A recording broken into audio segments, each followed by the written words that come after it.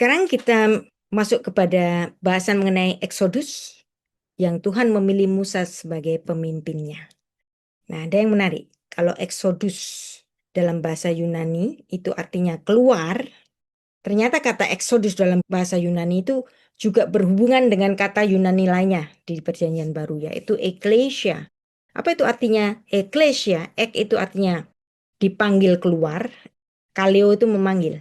Ek itu artinya keluar, kaleo memanggil. Jadi sehingga ekklesia itu artinya dipanggil keluar. Berarti di sini secara maknawi ekklesia Itu berhubungan dengan Exodus. Kita jemaat perjanjian baru adalah Ecclesia, gereja. Ya, Ecclesia itu biasanya diterjemahkan dengan gereja atau jemaat.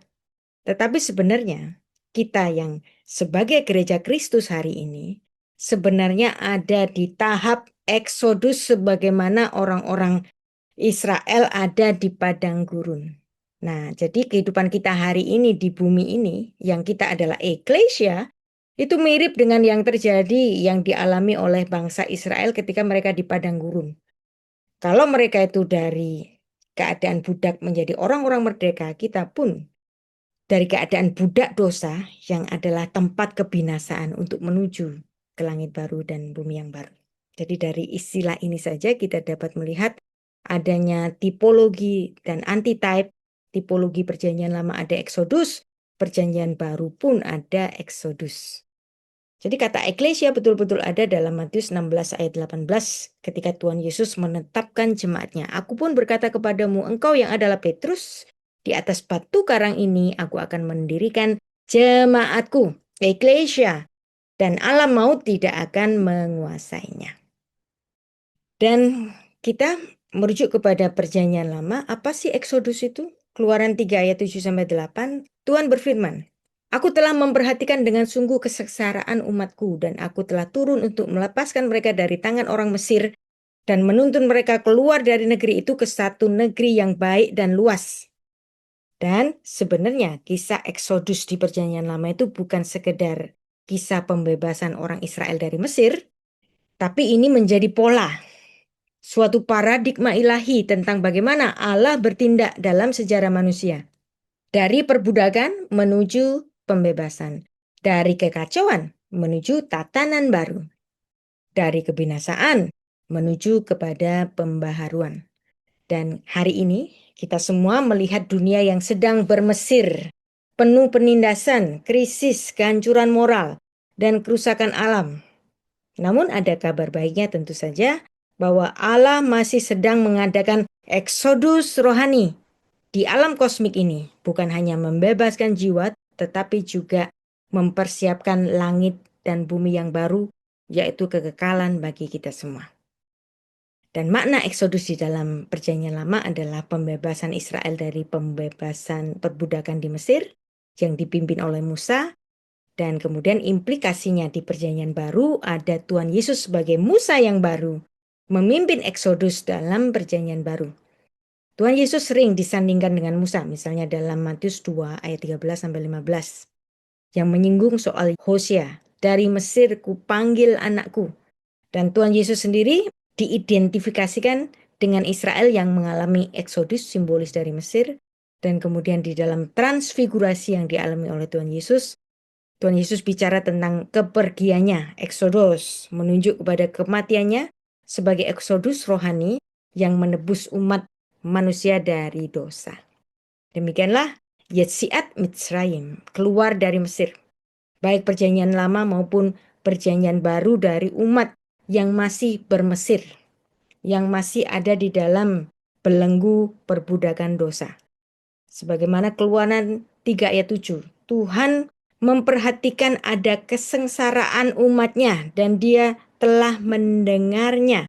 Oleh sebab itu di ayat 8, aku telah turun untuk melepaskan mereka dari tangan orang Mesir dan menuntun mereka keluar dari negeri itu ke suatu negeri yang baik dan luas, suatu negeri yang berlimpah-limpah susu dan madunya, ke tempat orang Kanaan. Jadi jelas di sini negeri perjanjian itu ada disebut sebagai negerinya orang-orang Kanaan, orang Het, orang Amori, orang Feris, orang Hewi, dan orang Yebus. Exodus itu bukan soal peristiwa masa lalu, tetapi hari ini pun kita sedang ada di dalam proses Exodus. Exodus dari kebinasaan yang menyesakkan, penderitaan di Mesir, dan Tuhan tidak tinggal diam. Tuhan mengatakan, Ra'au ra'iti, sungguh aku telah melihat, aku telah mendengar, syamati, aku telah mengetahui, yadati, penderitaan bangsa itu. Inilah yang dicatat di dalam Keluaran 3 ayat 7. Tuhan telah melihat Ra'au ra'iti, Tuhan mendengar, syamati, Tuhan mengetahui, yadati, pada Makhofaf, penderitaan-penderitaan bangsa Israel.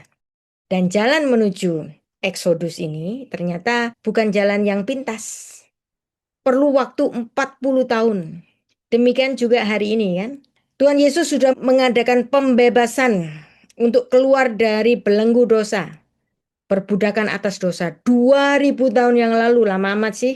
Kok nggak masuk-masuk ke langit baru dan bumi yang baru, kok nggak cepet-cepet. Demikian pula orang-orang Israel yang keluar dari Mesir itu juga tidak dengan segera langsung dapat menuju ke tanah perjanjian. Karena apa? Karena orang Israel sebelum masuk ke tanah perjanjian, orang-orang yang adalah kaum budak itu harus dididik dulu sebagai bangsa yang bermartabat. Dan ini butuh waktu 40 tahun. Dan di padang gurun Tuhan menetapkan hukumnya. Jadi hukum Taurat itu ditulis oleh Musa dalam kurun waktu 40 tahun. Demikian juga hidup kita. Pembebasan itu seringkali bukan terjadi seketika. Ya. Kita dibentuk dulu dalam kesunyian di padang gurun kita di bumi ini. Dan nanti kalau sudah kita menjadi sempurna, waktunya sudah selesai, ya kita dipanggil Tuhan untuk masuk ke negeri kekekalan. Apa sih tujuan Allah 40 tahun pengembaraan? Kenapa harus 40? Nah, angka 40 dalam gematriannya orang Ibrani, angka 40 itu artinya angka generasi. Jadi generasi yang belum mengenal Allah, yang sudah melupakan Allah setelah 40 tahun tinggal di Mesir. Mereka lambat laun melupakan siapa Allah yang disembah oleh Abraham. Itulah sebabnya Musa pun harus dididik dulu oleh seorang keturunan Abraham, yaitu orang Midian. Makanya kalau kita melihat di sini ternyata yang mengenal Allah yang disembah oleh Abraham itu bukan cuma orang Israel. Buktinya apa? Midian pun dapat menjadi suatu sarana bagi Musa untuk mengenal siapa Allah yang disembah oleh Abraham. Makanya kalau punya Allah itu jangan dianggap sebagai suatu monopoli. Monopolinya orang Yahudi dan orang Kristen saja, enggak. Allah itu adalah Allah bagi semua umat di bumi ini. Jadi jangan Allah itu jangan dimonopoli. Kalau agama itu Allahnya beda, enggak. Ya. Allah itu cuma satu, dikenal maupun tidak dikenal. Itulah sebabnya orang Israel sendiri untuk mengenal Allahnya Abraham dibutuhkan digembleng selama 40 tahun. Angka 40 ini juga sebagai penghukuman bagi orang-orang Israel sendiri. Yang sebenarnya kalau mau berjalan secara natural antara perbatasan Mesir sampai ke tanah perjanjian pakai jalan kaki itu hanya kira-kira dapat ditempuh selama 15 hari. Atau kalau mau santai ya 1 bulan kek, ya kan? Nggak sampai 40 tahun, tapi di sini perlu 40 tahun. Jadi rutenya itu seperti ini. Titik awal itu adalah kota Ramses, kota di delta Sungai Nil, di Mesir tempat orang-orang Israel bermukim. Kemudian mereka dibawa keluar. Nah, titik akhirnya yaitu Kades Barnea, perbatasan selatan dari Kanaan, pintu masuk ke tanah perjanjian itu harusnya itu jaraknya itu hanya 400 kilometer. Mau jalan santai ya itu bisa 1 bulan lah. Kalau mau cepet ya 15 hari. Atau kalau naik kuda ya. Nah kalau mau santai ya paling nggak sebulan doang. Sambil istirahatnya, sambil apa-apanya gitu kan. Ya paling lama cuma sebulan. Tapi ini perlu 40 tahun. Jadi perkiraan durasi normal dengan berjalan kaki antara 20 kilo sampai 25 kilometer per jam perjalanan langsung itu 15 sampai 20 hari via jalur pantai ya. Jalan 15 sampai 20 hari. Atau 1 bulan via jalur gurun termasuk persinggahan singkatnya. Dan ada pasukan kuno Mesir ketika dinasti Mamluk itu menuju ke tanah perjanjian yaitu Yerusalem. Itu mereka menuju ke tanah perjanjian atau tanah suci Israel itu hanya 10 sampai 15 hari saja dengan berkuda. Cepat banget ya. Tapi kenapa orang Israel perlu waktu 40 tahun? Nah, jadi rute yang diambil oleh Israel itu memang memutar, tidak mengambil jalan langsung. Mereka berputar ke selatan menuju Gunung Sinai. Keluaran pasal 19 di sini ya. Lalu kembali ke Kades Barnea yang kira-kira berjalan kaki itu 2-3 minggu. Jadi total jarak yang ditempuh dari Mesir ke Gunung Sinai itu 320 km kira-kira, itu perlu 3 minggu saja. Dari Sinai ke Kades Barnea itu perlu 3 minggu karena memang muter-muter. Tapi kemudian totalnya ya, yang sebenarnya itu hanya 640 km yang bisa dengan berjalan kaki selama 1,5 bulan, seharusnya hanya butuh maksimal deh karena muter-muter kan 2 bulan. Tapi ternyata di sini bangsa Israel perlu 40 tahun. Kenapa perlu 40 tahun? Ini bukan karena jarak. Alkitab jelas menyatakan bahwa 40 tahun adalah hukuman. Kenapa hukuman? Karena orang-orang Israel tidak taat. Inilah yang dicatat di Bilangan pasal 14 ayat 33-34. Jadi setelah tiba di Kades Barnea, Bilangan pasal 13, orang-orang Israel itu menolak masuk tanah Kanaan karena takut pada penduduknya. Yang kita itu kelihatan seperti belalang, orangnya gede-gede, takut. Nah, kemudian Allah menghukum mereka. Berjalanlah mereka di padang gurun melalui jalan Laut Merah selama 40 tahun. Dan selama 40 tahun mereka berputar-putar di wilayah padang gurun Sinai, Edom, Moab, Paran tanpa tujuan geografis. Jadi di sini memang angka 40 di sini adalah penghukuman Tuhan bagi orang Israel yang nggak taat. Karena ketakutan masuk ke tanah Kanaan itu penduduknya gede-gede, mereka takut. Jadi di sini angka 40 sebagai penghukuman tapi juga sebagai pemurnian spiritual. Generasi yang hidup di dalam perbudakan di Mesir, mereka harus dikikis habis pola pikir kebudakannya itu. Mereka perlu dibentuk menjadi bangsa yang merdeka, yang bergantung sepenuhnya kepada Tuhan. Dan proses ini menghilangkan mentalitas penyembahan berhala. Ketika mereka baru masuk ke padang gurun kan mereka masih ingat penyembahan-penyembahan yang ada di tanah Mesir sehingga mereka membuat patung tuangan anak lembu emas. Dan di sini pula Israel dididik secara iman yang Allah itu menyediakan makanan bagi mereka, roti dari surga, burung puyuh sebagai daging yang mereka makan, air yang keluar dari batu mengajarkan ketergantungan bangsa Israel kepada Allah saja. Dan dalam kurun waktu ini, hukum Taurat diajarkan secara mendalam selama pengembaraan. Jadi di sini kenapa sih angka 40? Karena memang angka 40 itu pun juga ada di dalam peristiwa air bah, yang dimana ada 8 orang yang diselamatkan yaitu keluarga Nuh, yang ada hujan lebat meliputi bumi selama 40 hari 40 malam. Nah, dari situlah bencana air bah untuk menghapus generasi manusia pada zamannya Nuh. Jadi memang angka 40 ini adalah angka generasi. 40 hari lamanya air bah itu meliputi bumi. Air itu naik mengangkat bahtera itu sehingga melambung tinggi dari bumi. Maka nggak ada makhluk yang bernafas dapat bertahan ketika air itu berkuasa di bumi selama 40 hari. Kenapa 40? Karena memang angka 40 ini angka generasi. Jadi generasi di zamannya Nuh semuanya dihabisi oleh Allah dengan peristiwa bencana air bah itu. Kejadian 7 ayat 19 pun demikian ya. Dan demikianlah gematria 40 angka generasi untuk Israel adalah sebagai pembentukan identitas nasional. Nah, kemudian pemenuhan janji Allah secara adil. Generasi yang menolak janji Allah, mereka ketakutan, ya udah kamu tinggal di padang gurun selama 40 tahun. Dan apa yang terjadi selama 40 tahun itu?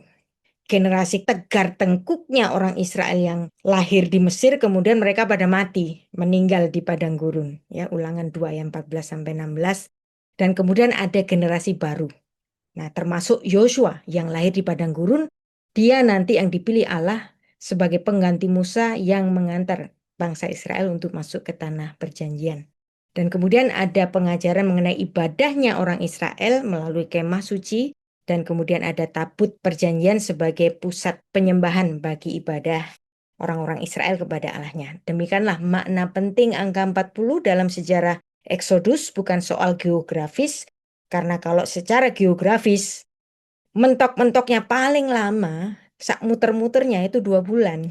Tapi ini perlu 40 tahun, karena 40 tahun itu sebagai lambang pemurnian, ujian ketergantungan kepada Allah, dan juga pengajaran sejarah tentang konsekuensi pemberontakan manusia kepada Tuhan itu ada konsekuensinya. Dan di sini Allah ingin menunjukkan bahwa untuk masuk ke tanah perjanjian membutuhkan iman, bukan sekedar perjalanan fisik. Dalam Ulangan 8 ayat 2 dikatakan, ingatlah bahwa Tuhan Allahmu menuntun engkau 40 tahun lamanya, jelas ditulis 40 tahun, di padang gurun untuk mencobai engkau, untuk mengetes dirimu, untuk mempersiapkan kalian semua, untuk menjadi umat pilihannya yang masuk ke tanah perjanjian. Jadi waktu 40 tahun adalah waktu Tuhan untuk membentuk hati dan mental bangsa Israel, bukan sekedar menempuh jarak.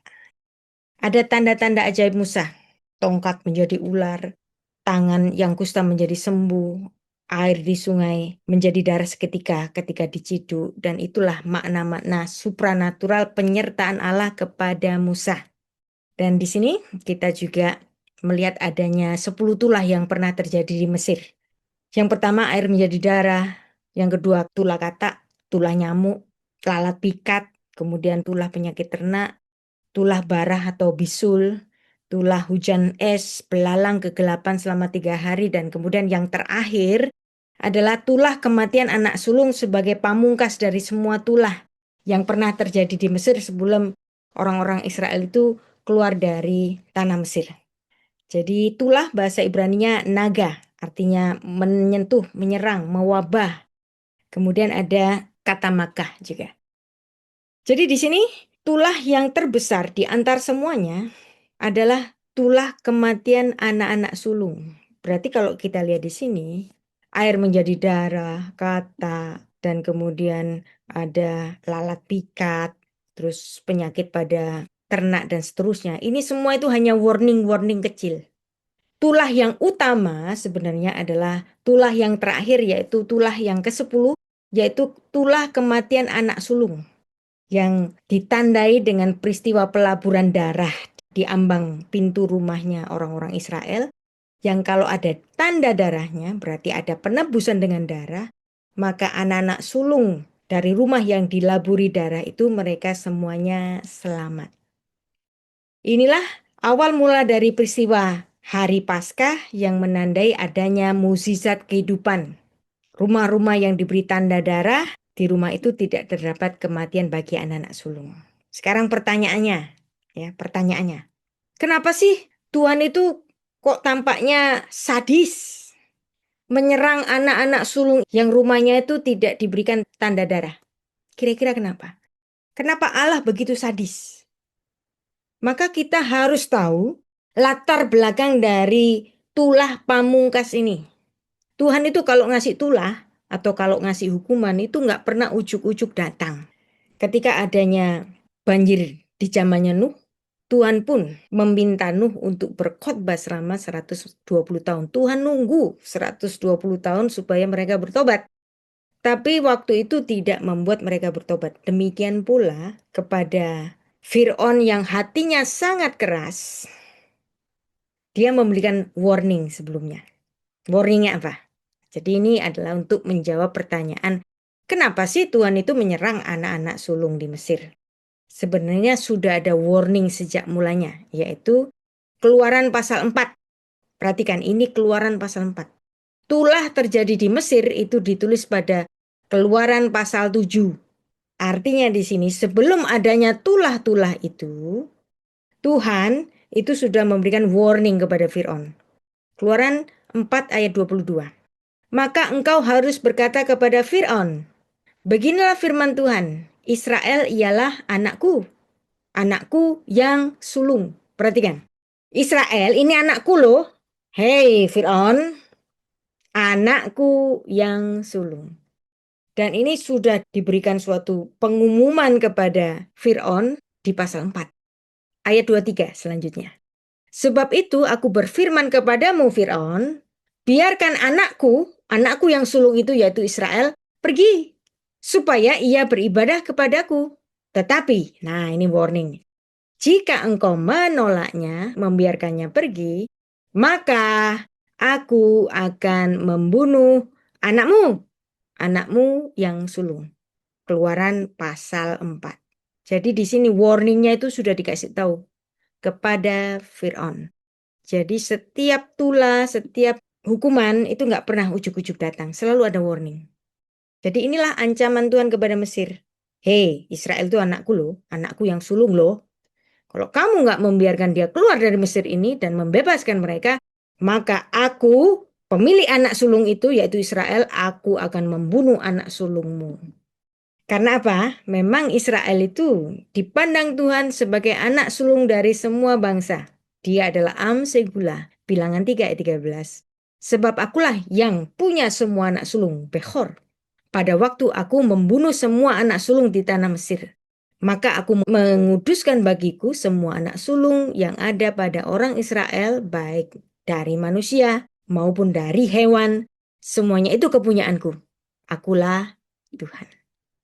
Dan inilah Tuhan memang menyertai anak sulungnya itu.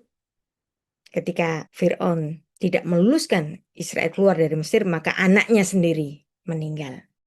Dengan cara itu, Fir'aun membiarkan orang-orang Israel ini keluar dari Mesir. Dan kemudian masih ada penyelamatan penuh mujizat supranatural, yaitu tiang awan dan tiang api. Keluaran 13 ayat 21, setelah tulah ke-10 kan, ini keluaran pasal 13, dan kemudian laut Teberau yang terbelah sehingga mereka dapat keluar dari kejaran pasukan Fir'aun. Mereka lapar, ada roti mana, ada burung puyuh yang turun dari langit sebagai makanan bagi mereka. Kemudian jika mereka haus, ada air yang keluar dari batu. 2 kali peristiwa ini dituliskan, Keluaran 17 ayat 1-7 dan kemudian Bilangan 20 ayat 1-13. Dan inilah penyediaan ilahi yang meski disertai oleh ketidaktaatan orang-orang Israel, tapi Tuhan terus menyertai mereka.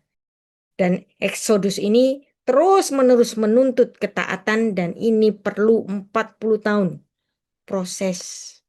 Maka kalau kita ya nggak mati-mati gitu, kita masih hidup, itu sebenarnya kita sedang diproses.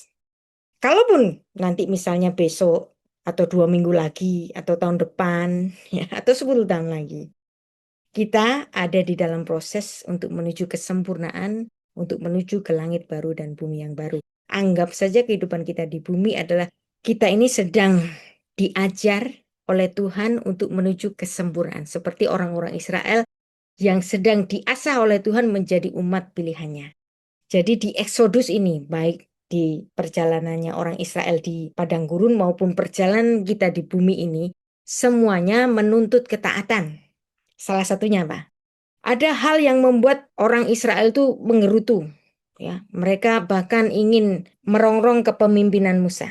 Maka kemudian bagi orang-orang yang jahat ini, yang jahat mulut dan tidak mau taat ini, kemudian mereka itu dipakut ular-ular berbisa.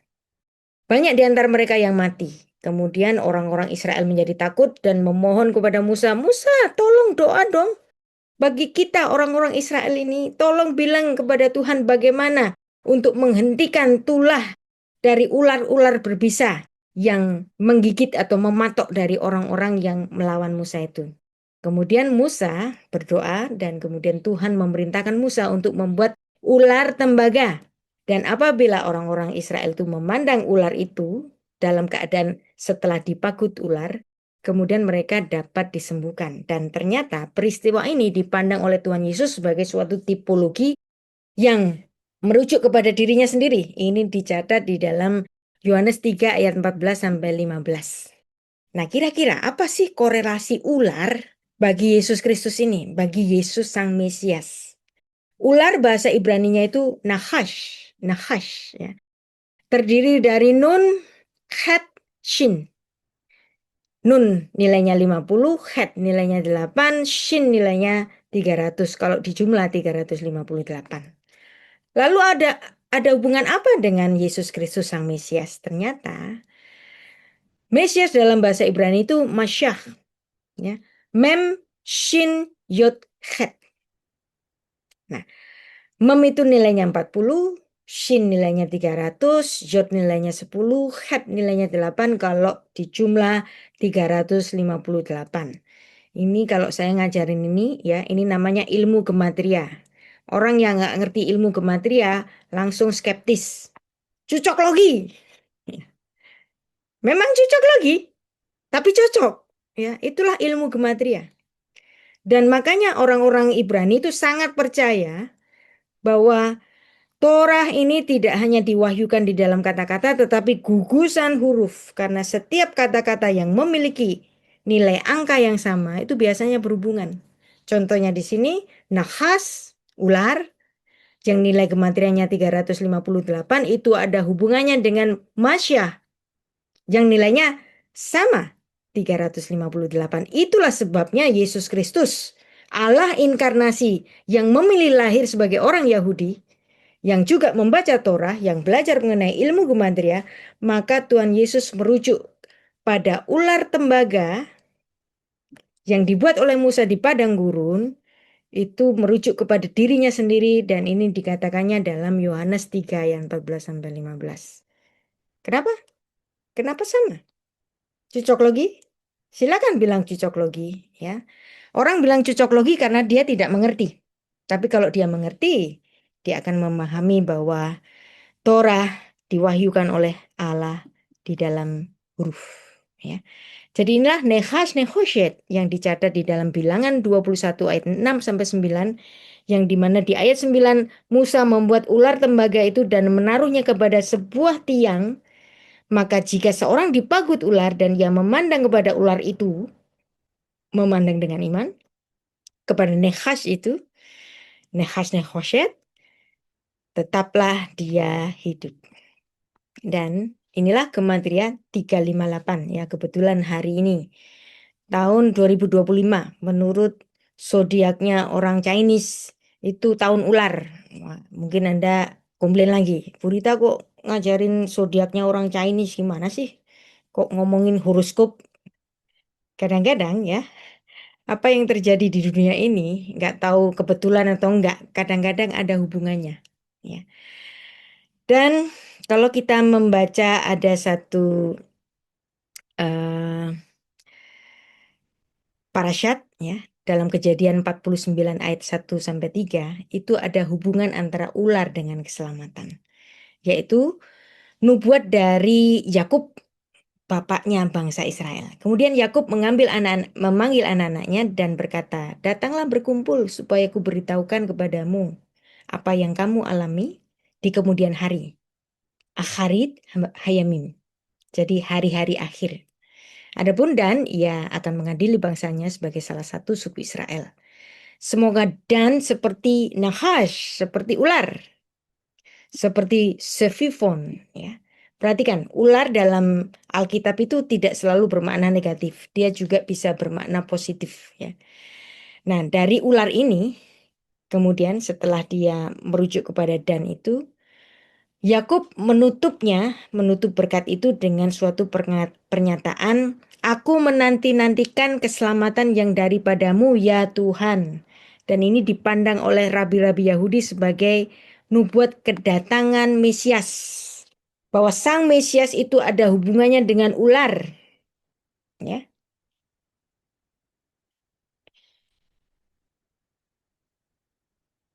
Jadi inilah hubungan Gematria 358 antara ular dan Mesias, yang Tuhan Yesus sendiri merujuk peristiwa yang tertulis dalam kitab Bilangan pasal 21 itu.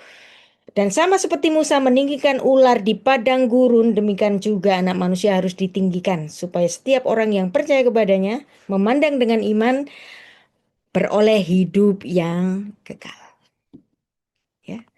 Jadi inilah parasyat Mikets, Mikets Hayamim, ya, yang bukan kebetulan bahwa di sini lambangnya ular. Dan kalau Anda membaca ini Torahnya orang Israel, kalau Anda membaca Humas, itu biasanya dicatat ada berapa kata, ada berapa huruf. Dan untuk parasat Mikets di sini terdiri dari 146 ayat, ya, dan ada 2025 kata. Cocok logi ya. Tahun 2025 itu adalah tahun ular. Ya, Anda nggak perlu serius-serius amatnya. Ini kebetulan cocok gitu aja ya. Jadi nggak usah marah-marah sama saya. Wah ngajarin yang aneh-aneh. Nggak, ini memang cocok. Cocok logi ya. Tapi kebetulan cocok. Dan ini adalah satu parasha di dalam kitab Kejadian yang sering dibaca dalam Hari Raya Hanukkah ya. Jadi biasanya bagian ini dibacakan di dalam Hari Raya Hanukkah. Dan Hari Raya Hanukkah itu jatuh pada tanggal 25 Kislev yang khusus di tahun 5 sebelum Masehi itu merujuk kepada hari kelahirannya Yesus Kristus yang kalau dihitung dalam kalender internasional itu jatuhnya 25 Desember. Cocok lagi? Cocok? Ya cocok. Ya nggak apa-apa. Namanya nggak usah serius-serius amat. Memang ini cuman cocok logi. Tapi cocok ya. Nah, bicara tentang cocok logi lagi. Pada setiap tahun ularnya dalam kalender Chinese itu selalu ada peristiwa-peristiwa besar. Ya, contohnya ini, contoh. Namanya juga cocok logi toh. 7 Desember tahun 1941 itu ada serangan Pearl Harbor. Ya. Tiba-tiba ada serangan antar negara yang kamikaze dan itu merupakan hal yang luar biasa hari ini. Kalau hari ini perang-perangan itu kan pakai ini, sudah pakai drone ya.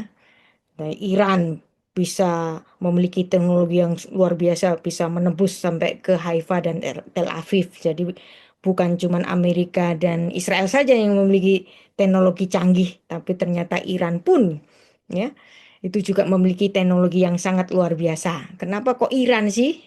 Kenapa sih kok Iran? Aneh kan? Karena Iran itu siapa sih?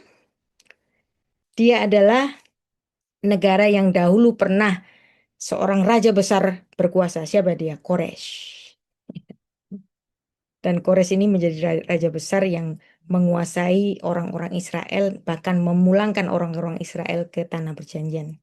Jadi kalau Donald Trump itu bilang make America great again, orang Iran sekarang make Cyrus the Great great again. Nah, itu jadi Iran itu bukan orang sembarangan karena dia adalah keturunannya Quraisy.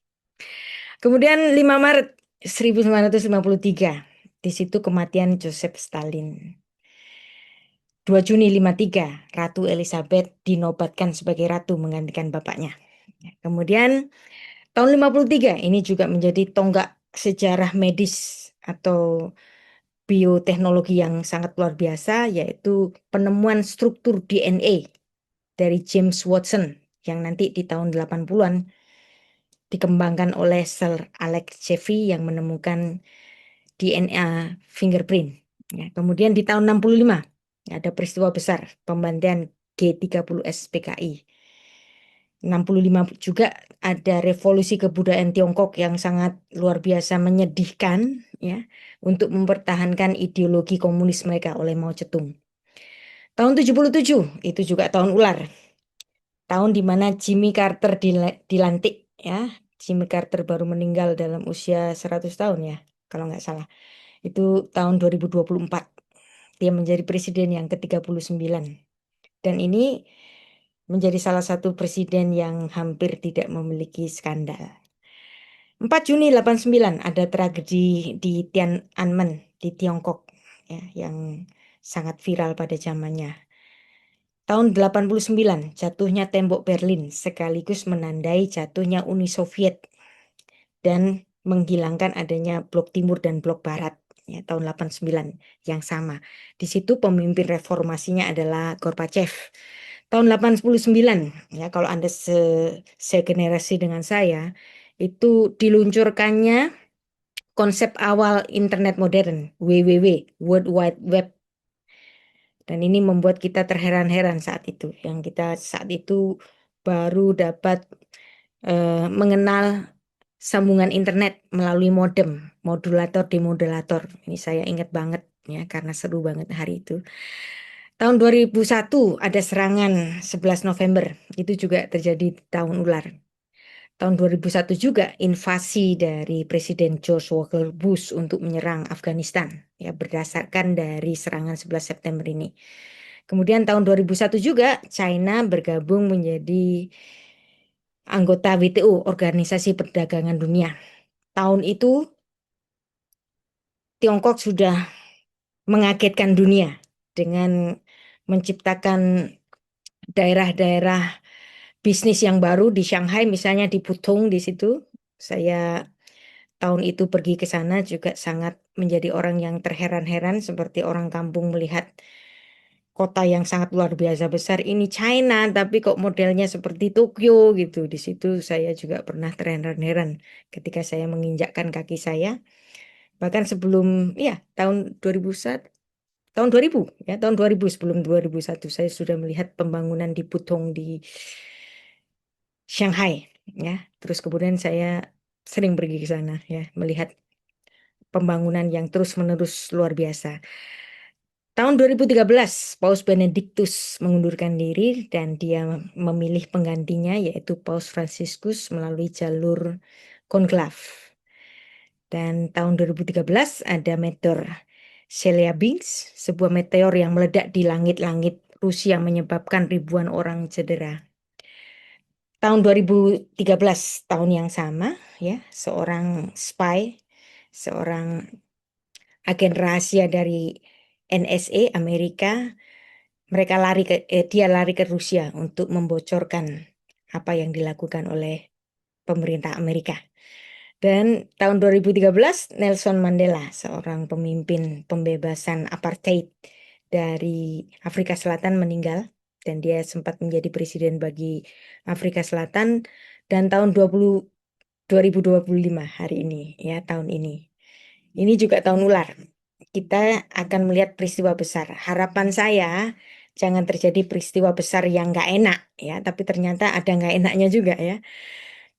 Presiden Donald Trump itu memberlakukan tarif impor yang nggak masuk akal bagi negara-negara tertentu, terutama Tiongkok, ya, yang bertahap naiknya mulai dari 10% bahkan nanti sampai ke 145%. Dan Paus Fransiskus meninggal dunia dan kemudian terpilih paus yang baru, Robert Prevost. Dan ternyata juga di tahun 2025 ini terjadi perang yang tidak disangka-sangka. Tiba-tiba Israel menyerang Iran, ya. Terjadilah perang antara Israel dan Iran. Tentu saja Amerika ada di tengah-tengahnya. Kita tidak tahu apa yang terjadi. Semoga bukan hal-hal yang nggak enak ini yang terjadi. Kita harapkan hal yang baik yang terjadi di tahun 2025. Cocok logi? Ya nggak apa-apa, ya. Tapi cocok kan? Ya. Demikianlah kita belajar sedikit mengenai kalender, bahwa memang kalender Yahudi, kalender Ibrani itu adalah kalender yang tertua, yang tahun ini masuk ke 5785, nanti sekitar September-Oktober masuk ke 5786. Dan itu adalah tahun 4722 untuk kalender Tiongkok, tahun 2801 untuk kalender Yunani, tahun Olimpiade, dan kemudian tahun 2781 untuk Av Urbi Condita, ya, AUC. Kemudian tahun Anno Domini, tahunnya Tuhanku, tahun 2025, karena memang dihitung sejak Tuhan Yesus lahir. Dan tahun yang paling muda di antara semuanya ini adalah tahun kalender Hijriah yang masuk ke 1446. Tetapi secara internasional kita semua mengikuti tahun Anno Domini. Apa artinya Anno Domini? Anno Domini, tahun Tuhanku, tahun kelahirannya Tuhanku. Dan tahun Anno Domini ini menjadi tatanan tahun bagi seluruh manusia di bumi sampai hari ini, kalender internasional yaitu kalender gereja. Nah, jadi inilah ada banyak kejadian-kejadian supranatural kepada bangsa Israel, termasuk adanya tongkat Harun yang berbunga untuk merujuk kepada legitimasi Harun sebagai kaum imam bagi Israel. Dan selama pengembaraan 40 tahun bagi orang-orang Israel di padang gurun, baju mereka, sepatu mereka tidak rusak. Dan ini menjadi simbol pemeliharaan Allah dalam kehidupan sehari-hari bagi umatnya. Bahwa Allah adalah sang penyedia, sang pelindung, Bahkan dia juga sang penghukum apabila umatnya tidak taat. Dia juga menjadi sang pembimbing. Dan ada banyak sekali peristiwa-peristiwa yang dicatat di dalam kitab Torah yang nggak mungkin kita habiskan malam ini atau sore ini. Nah, sekarang kita masuk pada sisi terakhir dari kehidupan Musa, dari riwayatnya Musa, yaitu kematian Musa. Kematian Musa dipandang oleh orang-orang Israel sebagai kematian yang dicium oleh Tuhan. Kenapa kok matinya Musa itu dicium oleh Tuhan? Dan ini menjadi judul dari buku saya yang terbaru, Mitat Nesikah, Ciuman Ilahi di Pembaringan. Diambil dari Ulangan 34 ayat 5. Lalu matilah Musa hamba Tuhan itu di sana di tanah Moab sesuai dengan firman Tuhan. Nah, kata sesuai dengan firman Tuhan ini kan terjemahan. Nah, kalau saya mau kalau saya diperbolehkan untuk membuat suatu terjemahan alternatif, saya akan menerjemahkannya seperti ini. Lalu matilah Musa, hamba Tuhan itu di sana di tanah Moab dengan cara ciuman ilahi by the divine kiss. Mitat Nesika. Ya, kita baca naskah bahasa aslinya. Fayamot Syam Moshe. Dan matilah Musa di sana. Evet Adonai. Hamba Tuhan itu. Beretz Moab. Di tanah Moab. Alpi Adonai. Al itu oleh. Pi itu mulut. Adonai Tuhan. Berarti matinya Tuhan itu oleh karena mulutnya Tuhan. Nah, dari pemahaman meninggalnya Musa dari mulutnya Tuhan, maka orang-orang Ibrani memandang bahwa Musa, cara matinya Musa adalah kematian yang sangat indah karena bukan malaikat kematian yang menjemput dia, tetapi Tuhan sendiri yang memberikan ciuman divine kiss kepada Musa, maka matilah Musa di situ. Jadi kematian Musa di Moab itu bukan suatu penghukuman, tetapi memang Tuhan sudah menentukan kamu sampai di sini saja Musa. Walaupun Musa itu sudah meminta kepada Tuhan, Tuhan kalau bisa, izinkanlah aku mengantar umat itu masuk ke tanah perjanjian. Ini ditulis di dalam kitab tradisinya orang Yahudi, tapi Tuhan nggak berkenan. Dan Tuhan kemudian memberikan suatu kompensasi yang indah. Bahwa Musa mati dengan cara dicium oleh Tuhan. Alpi Adonai. Dan muncullah satu istilah dalam Judaism yaitu mitat nesika. Ciuman ilahi di pembaringan. Dan kiranya mereka menginginkan mati dengan cara seperti Musa, nggak usah sakit. Badannya masih bagus, penglihatannya masih tajam, tapi mati. Nah, kematian semacam ini adalah kematian yang indah, ya, yang diinginkan oleh orang-orang yang mencintai Tuhan. Inilah Midrash yang dimana Musa walaupun sudah berdoa selama 515 kali untuk diizinkan masuk ke tanah perjanjian, tapi Tuhan memberikan konsekuensi yang lain. By the divine kiss. Ya. Karena Musa meninggal alpi Adonai. Oleh karena dicium oleh Tuhan. Dan ini menjadi judul buku saya yang baru. Ini adalah filsafat kematian. Nanti tanggal 22 Juli ya saya akan membicarakan buku ini ya. Saya bicaranya tidak di forum Kristen, tetapi saya bicara mengenai buku ini di forum Islam. Menarik kan? Nah, karena memang filsafat kematian itu baik dibaca oleh agama apapun. Dan itulah yang ditulis di dalam kitab pengkhotbah. Ya. Jadi kalau ada orang-orang lain suka berdebat Islam lawan Kristen gitu kan, mengenai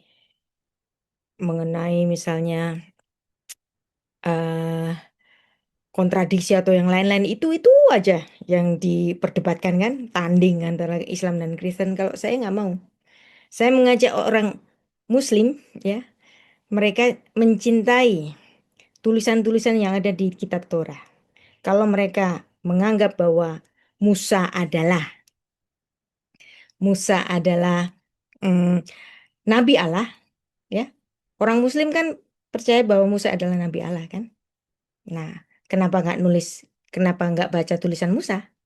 Demikian juga umat Muslim menganggap bahwa Salomo atau Nabi Sulaiman itu seorang nabi, seorang yang sangat berhikmat. Kenapa kita nggak ngajak mereka untuk baca bersama-sama kitab pengkhotbah? Itulah yang nanti saya akan lakukan di tanggal 22 Juli. Anda boleh mengikutinya.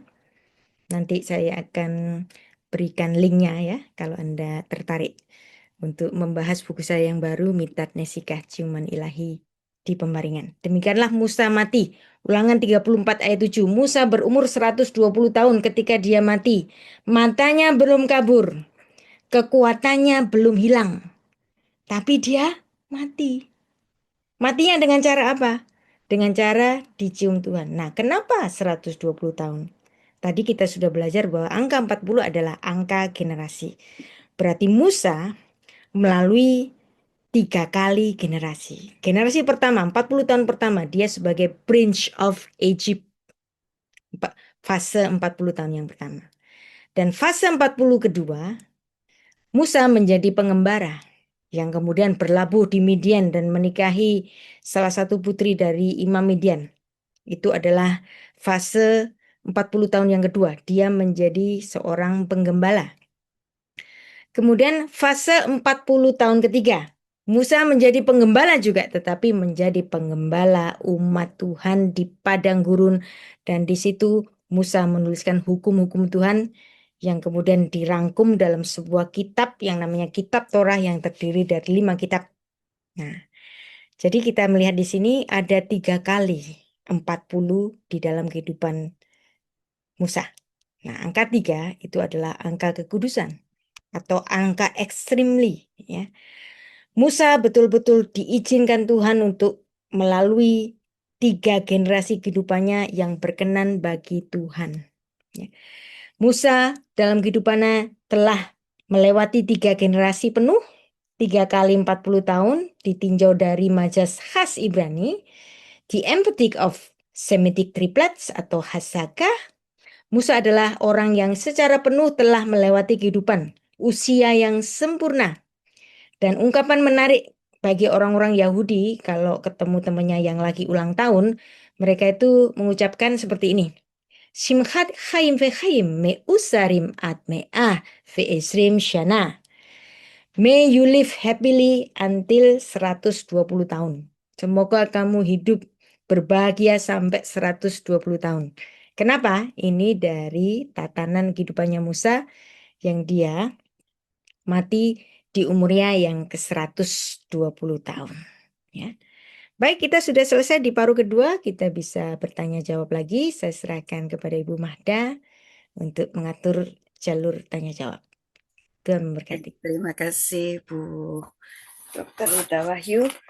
Mari Bapak Ibu kita akan memasuki sesi tanya.